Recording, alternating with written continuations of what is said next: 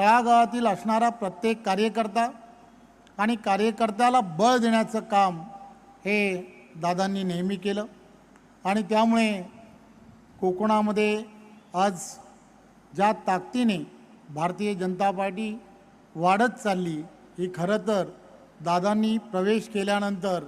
सातत्याने त्यामध्ये वाढ होणं हे होत राहिलं, याचे तुम्ही आम्ही सर्वजण साक्षीदार आहोत। एक गोष्ट लक्षात घेतली पाहिजे की तुम्ही आम्ही सर्वजण या वाढदिवसाच्या निमित्ताने ज्यावेळेला दादांच्या असणाऱ्या व्यक्तिमत्वाबद्दल जेव्हा म्हणतो त्यावेळेला मला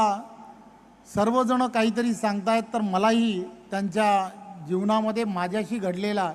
प्रसंग सांगणं हे अत्यंत गरजेचं आहे। मला आठवतं 2009ला मी ज्यावेळेला पहिल्यांदा विधानसभेमध्ये ज्यावेळेला गेलो त्यावेळेला त्या ठिकाणी दादांची आणि माझी भेट झाली आणि दादांनी मला सांगितलं की रवी, ज्या पक्षामध्ये तुला नेतृत्व करतो आहेस, लोकप्रतिनिधी म्हणून संधी मिळाली आहे, खरं तर तू ज्या क्षेत्रातून आला आहेस त्या क्षेत्रामध्ये अशी संधी मिळणं हे अत्यंत कठीण आहे। त्यामुळे अतिशय प्रामाणिकपणे या संपूर्ण भागामध्ये जे तुला करता येऊ शकतं ते करण्याचा प्रयत्न कर। एक तो मला प्रसंगही आठवतो,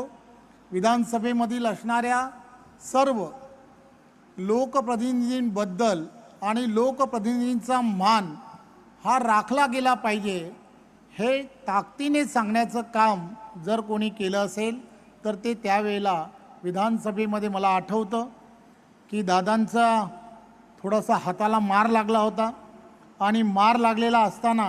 दादा सभागृहामध्ये त्याही परिस्थितीमध्ये आले आणि एका न्यूज चॅनलमध्ये आमदार आणि आमदारांबद्दल काही ना काहीतरी चुकीच्या पद्धतीचं वक्तव्य निखिलजी वाघळे साहेबांनी केलं होतं आणि त्यावेळेला दादांनी सभागृहामध्ये ज्या ताकदीने असं ते म्हणाले की तुम्ही आम्हाला सांगण्याची गरज नाही, या सभागृहामध्ये जो व्यक्ती या ठिकाणी येतो तो प्रत्येक 5 वर्षानंतर अग्निपरीक्षा देऊन येतो